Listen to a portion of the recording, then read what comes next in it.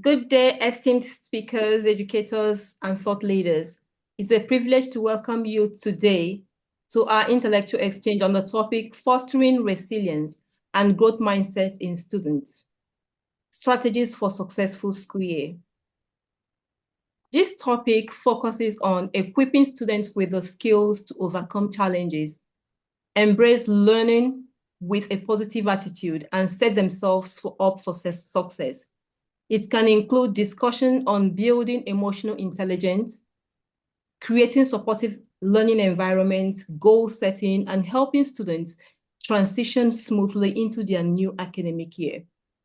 As we gather at this present moment in education, when students are re-entering the classroom after periods of disruption and uncertainty, we are reminded that academic success is no longer about imparting knowledge. It's about equipping our learners with the skills to navigate setbacks, bounce back from all adversities, and cultivate a mindset that embraces growth and perfection. Okay, so resilience and growth mindset are no longer nice to have traits. They are essential life skills. So our roles as educators is to help students see failure not as well, but as a stepping stone, and challenges not as obstacles, but opportunity for growth. Today, we have the distinct honor of hearing from two brilliant minds, Mr. Prince Patrick and Mr. Nahid Raza, who have dedicated their work in shaping resilient, growth-oriented students. Together, we will explore how to nurture these qualities within students across diverse learning environments, family backgrounds, and individual abilities. The insights we are about to uncover have the power to reshape the way we approach education and student development in a crucial new school year. So before we continue, I want to welcome Mr. Prince Patrick Osadebey. You're welcome, sir. Thank you very much. Okay, please, Prince Patrick, can you quickly tell us about yourself and your journey in education? All right. Good afternoon to Mr. Nazir. Good afternoon, Ms. Gloria, and for everyone present, I greet you all. Well, my name is Prince Patrick. I'm a 1 million teacher global ambassador and MBIB ambassador for Nigeria. My education journey has spanned so many decades, over 15 years now. And through it all, it has been an awesome experience, awesome journey. Yes, it has been fraught with its own challenges, but it has been an awesome experience having to raise generations of students that, yes, have the much needed tools to make it wherever they stand out.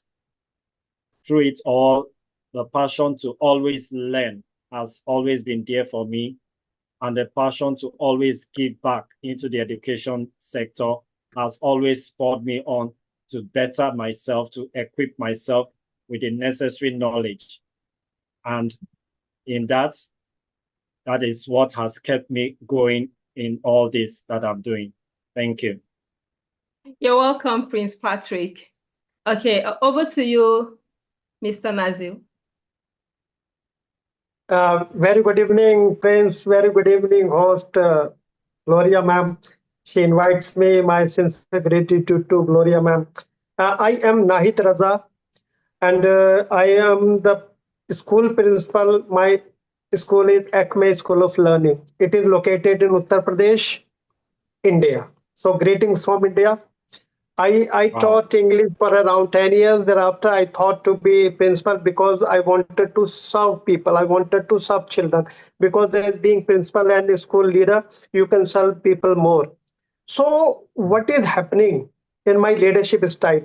That I develop skill first, I transfer it because teacher is transferring the skills. So we need to be very resilient, good human being, and we must be good communicator.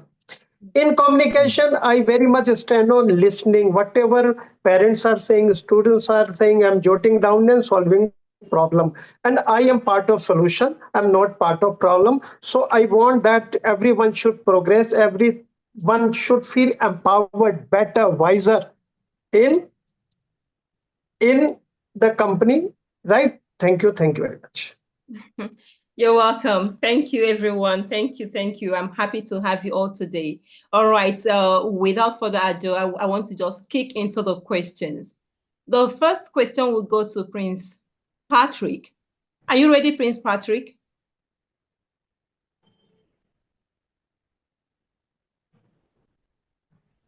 Hello, Prince Patrick. Are you ready? Yeah, go ahead. Oh, okay. Okay. So my first question is, Go ahead. Go ahead. Go okay. ahead. Resilience is often seen as the ability to bounce back from adversity.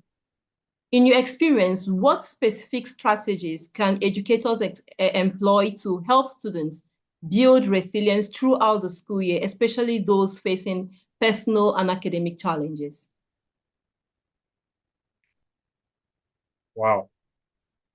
This is this is a very, very encompassing question. But let me just start on this note before I delve into how educators. One of the things I should say first is that educators need to also build resilience in themselves before they can be able to make the students become resilient. And how can educators build resilience?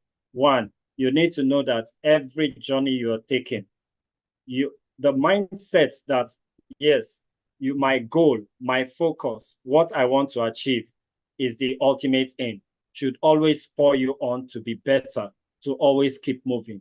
And if you have such mindset in you, you can be able to pass it on to the students. Now, we know that educators play a crucial role in helping students develop resilience, especially when the students are facing personal or academic challenges.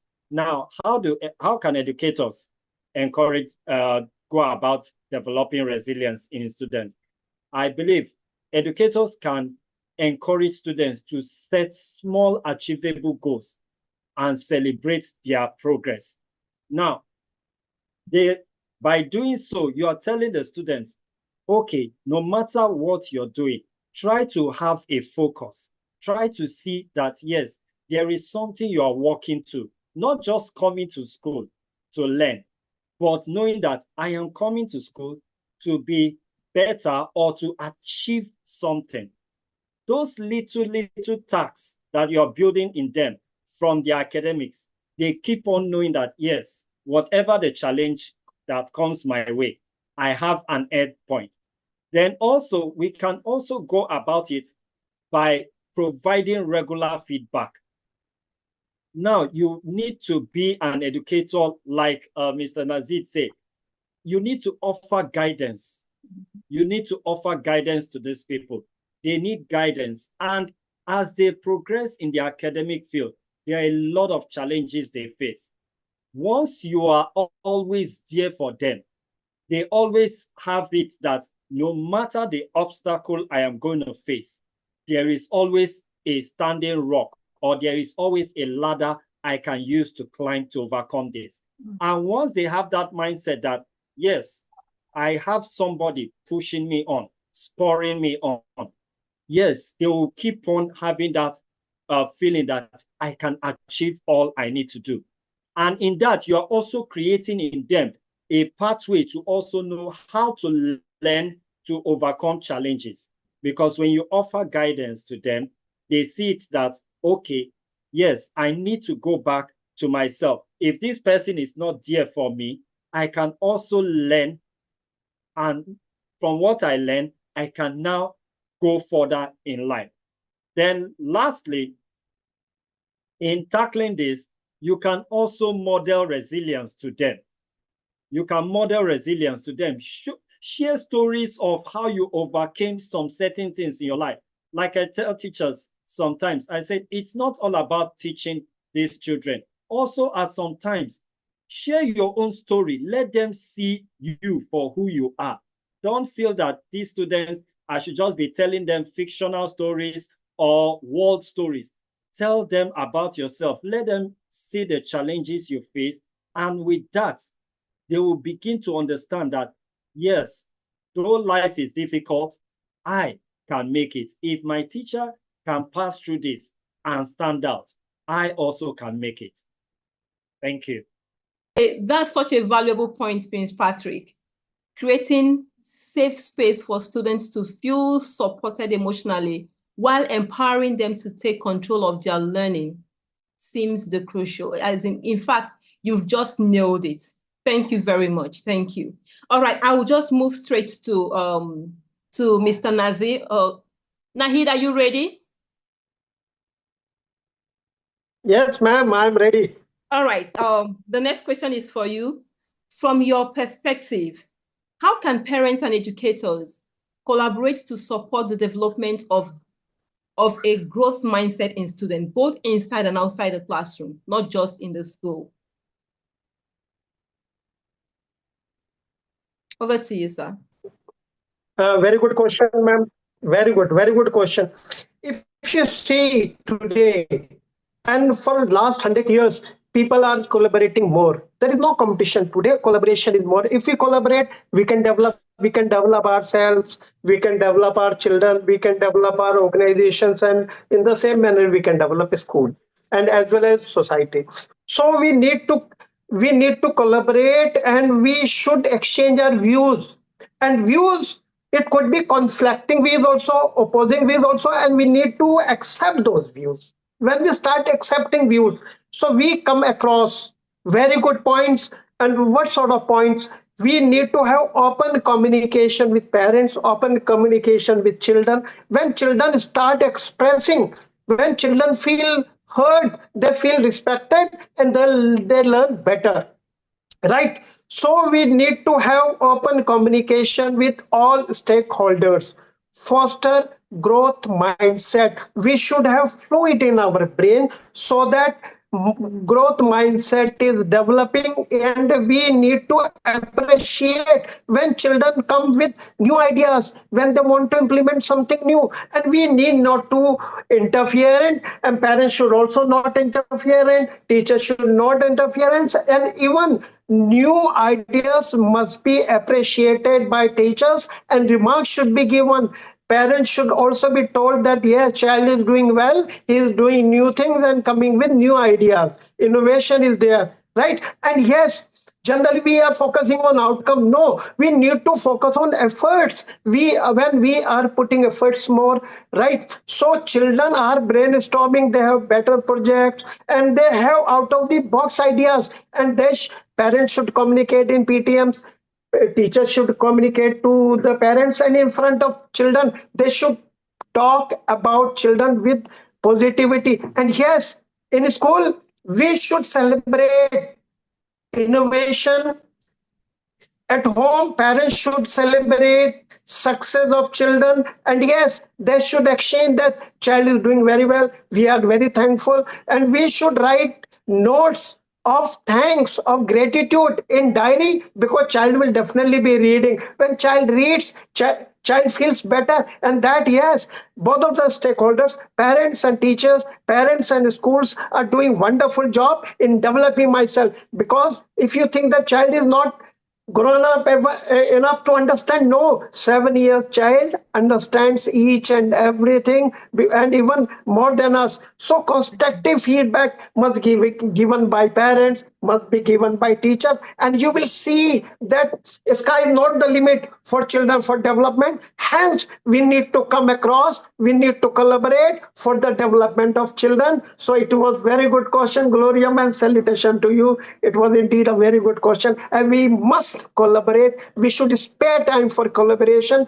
and we should exchange. I stated in the beginning, exchange our views. It could be opposing views also, but no matter. We should help each other. We should have interaction. We should have communication, and we should establish good relationship with all stakeholders. Thank you.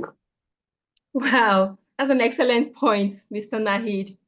You said communication between educators and parents really strengthens the growth mindset journey. Thank you very much. It's an amazing response. All right, I'm going to just quickly move on to Mr. Prince.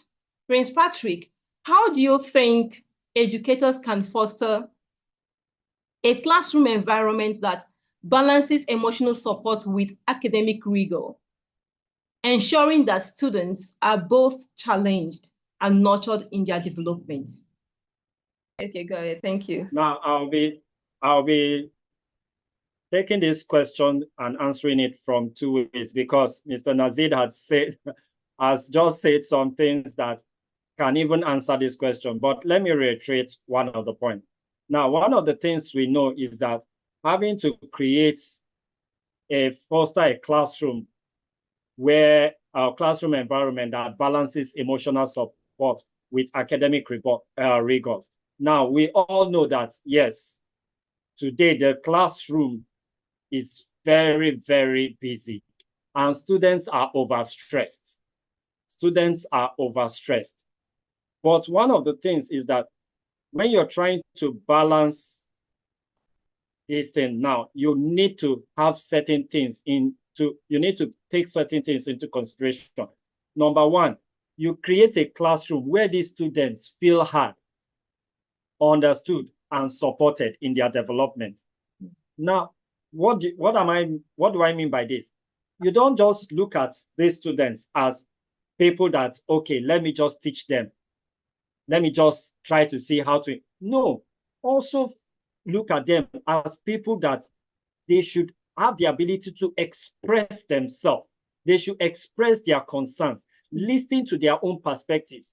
They may have ideas like Mr. Nazid said, they may have what to say, they may have what they want to do, or they may have a way that they feel that you can do this thing. And look, it's all about taking into perspective, taking into consideration what these students are saying. And you might be surprised that applying some of their thoughts will yield a better result than what you feel it's your own idea. Now, for students to be heard, yes, some of them don't need to say out. They feel so shy to say out what they have in their mind. You can create what we call a suggestion box, a class suggestion box, where you tell them, okay, whatever you want to say, write it and drop it. Now, if they don't want to see, you can say, do it when the class, everybody goes out for break. And look, you don't need to speak out their names while reading what they say. But at least make sure that what they wrote is being spoken in front of the class and everybody contributes towards at least the idea that has been given. Then another thing is provide additional guidance. You need to provide additional guidance on difficult tasks.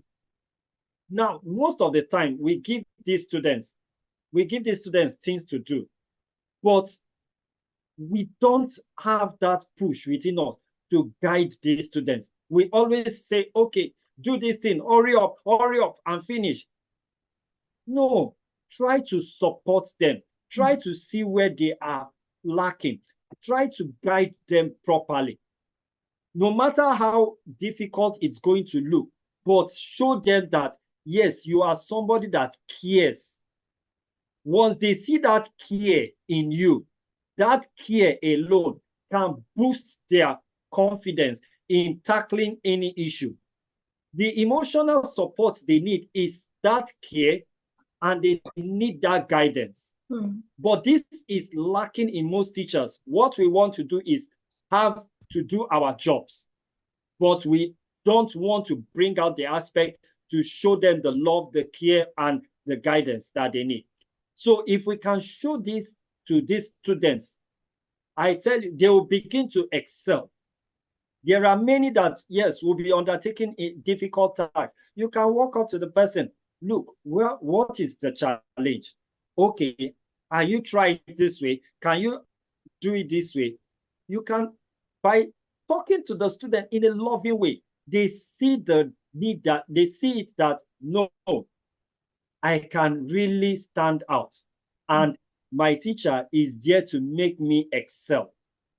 So teachers, in showing care and in showing guidance, can foster a classroom where no matter how much the classroom is so busy, the rigors of the classroom tends to weigh students down, there is that emotional support from the teacher that will help the students excel. Thank you. Wow, amazing. Thank you very much. I really appreciate how you've highlighted the importance of balancing emotional support with academic rigor. Thank you very much. All right, my next question goes to Mr. Nahid. Many students struggle with self-doubt, especially in competitive academic settings. So what role do educators play in helping students reframe failure as a learning opportunity rather than a setback? Over to you, Nahid. Very, very good question. It is amazing, right? Because no, generally this happens in the classroom. I would like to appreciate Prince Patrick, sir, that no, he wished me first, then he wished the whole second. Why? Because he accepted me as a speaker, right? He must be knowing Gloria ma'am earlier, but we are facing each other first time. So he has accepted me in the same manner. When students are there in the class, we need to accept them, right? First self-doubt is over, right? How can, yes, I can express my views in front of my teacher. Then comes the second point. When children repeat one task again and again and again, confidence building is there. So children must be appreciated. Their handwriting should be appreciated. The way they carry out themselves should be appreciated, and before appreciation, it should be accepted. When we accept children, they are open, right?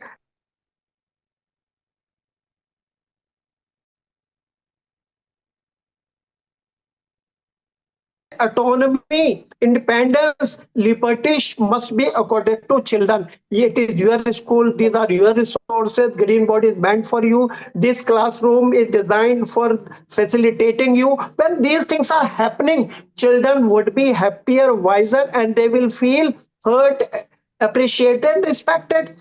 So self-doubts would be over, right? And yes, if children are answering the question may be wrong, but no, please appreciate their efforts. Children are standing, they are putting forth their views, right? So then we need to offer positive reinforcement. Yes, you are very positive, my child, you are doing very well, and you are accelerating your studies. And yes, we need to focus on strength, right? And yes, occasionally we can talk about some improvements, but we should focus on their strength, their power, their passion, right? Their good activities, their right. And yes, we need to train children that they must have self reflection, right? And we should be positive. Classroom will be positive, children will automatically be very positive, so they will not have self doubts. So self confidence building strategies must be adopted in the classes, in school and at home. And children must be given autonomy, and new things, new ideas must be welcome. And if we are welcoming, children will have less number of self doubts. So this is my take on this. Thank you, ma'am. Oh, thank you very much. All right, because of time, and I'll go straight to Prince Patrick. Your last question is, in a world that is increasingly driven by standardized assessment, how can teachers inspire a growth mindset in students, helping them to see learning as a journey rather than just a means to achieve high grades? Over to you, Prince Patrick.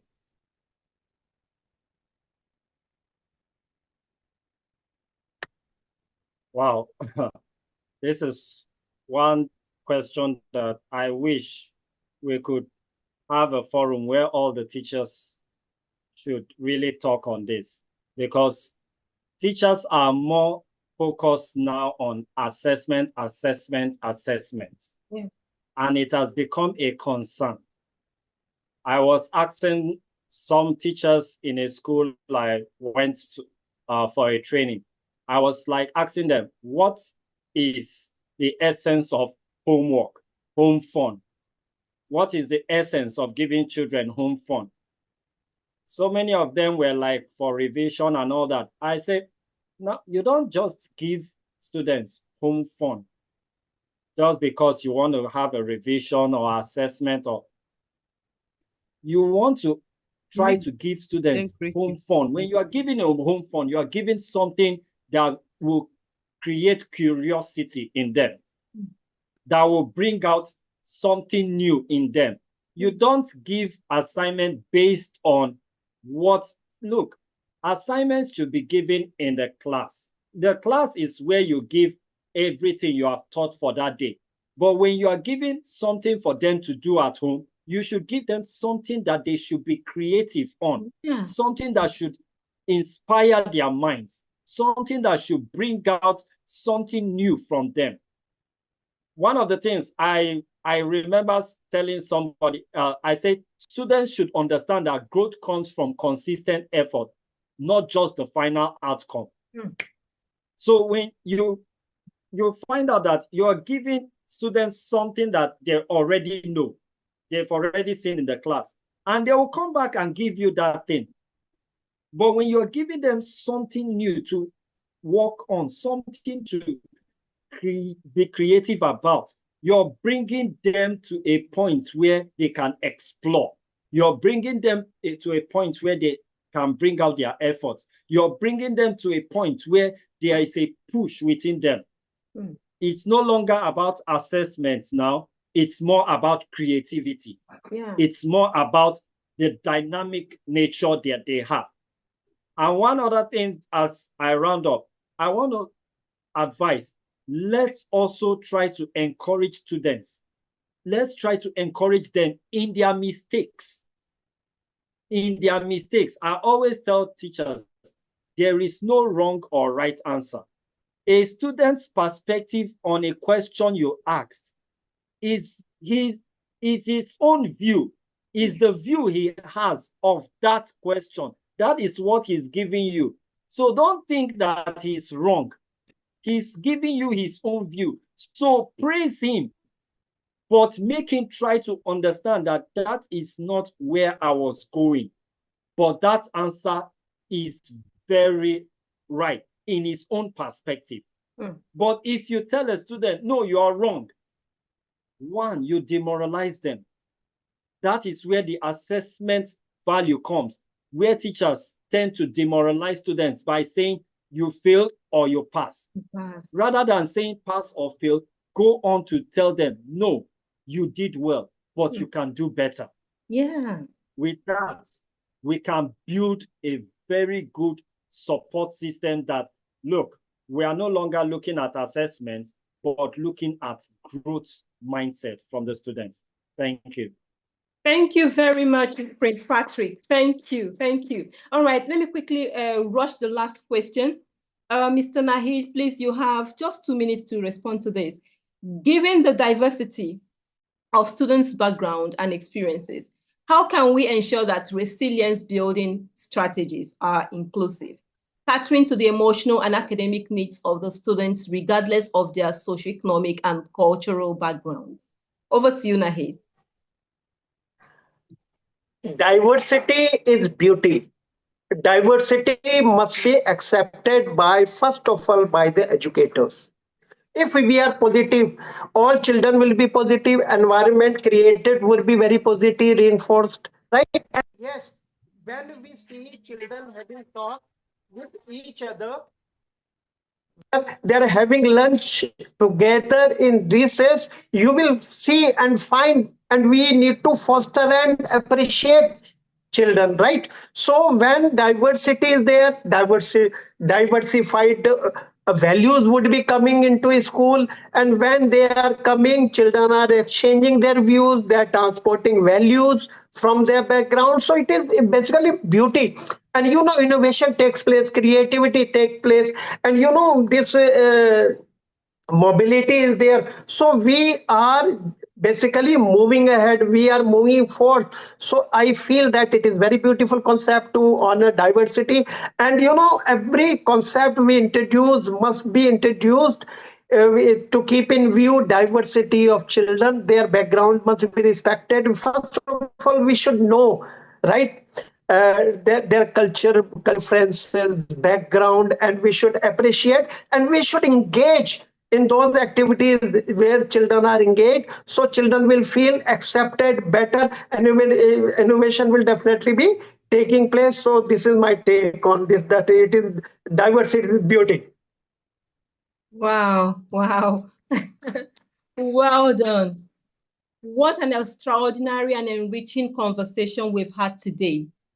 Prince Patrick, Nahid, Raza, you've provided us with more than just a strategy.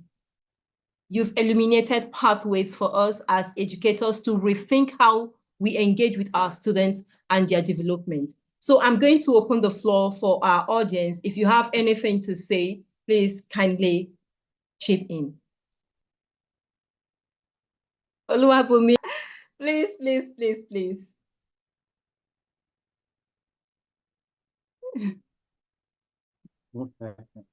We have less than 2 minutes. Wow. Oh my. Actually, I've really gained a lot from the perspective shared by our two really insightful speakers. Yes, particularly, the last point made by Vision Success hit me. Diversity, actually, because when you have a diverse group of learners, you are forced to think outside of the box. How can I carry all of them along? How do I help their mind? I mean, how do I create an atmosphere where they all work together in acceptance of their differences, and use the ground of diversity as as a tool, to forge, how do I put it, an innovative outcome. Because when there are different people, there is no way your results will be the same. You will create something new. So that's something I got from him. And Prince Patrick also talking about the suggestion box. Yes, that is really, really apt. And you talked about and I mean, not focusing only on the result, consistent effort. In fact, I have taken note of that quote. I'm going to own the quote because it is really relevant. As we go back to school, we shouldn't just look at, okay, find the grade, the assessment and all that, but the consistent effort. I remember somebody saying something. You are good. No. Comment